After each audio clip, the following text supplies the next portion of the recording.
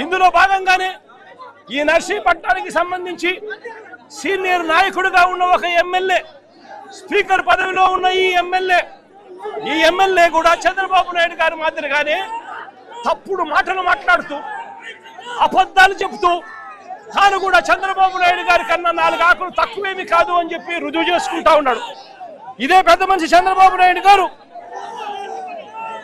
ఇదే నర్సీపట్నం స్పీకర్ గారికి చెప్తా ఉన్నాను, అబద్ధాలు చెప్పడం, మోసం చేయడం ఎంత మటుకు ధర్మం అని చెప్పి అడుగుతా ఉన్నాం. ఈ మెడికల్ కాలేజీకి జీవో లేదని అడుగుతారా?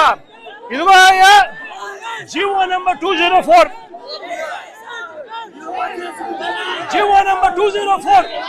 మరి జీవో లేదు అని చెప్పినందుకు స్పీకర్ పదవిలో నువ్వు ఉండి అబద్ధాలు చెప్పినందుకు నీ పదవికి నువ్వు అర్హుడు వేరా అని చెప్పి ఆలోచన చేసుకోమని చెప్పి చెప్తా ఉన్నా. ఇదే స్పీకర్ కు తప్పుడు మాటలు చెప్తూ ప్రజలను తప్పుడు దోమ పట్టించే కార్యక్రమంలో చంద్రబాబు నాయుడు గారితో పాటు చేతులు కలిపినందుకు స్పీకర్ కూడా తల దించుకోవాలి అని చెప్పి చెప్తా ఉన్నా.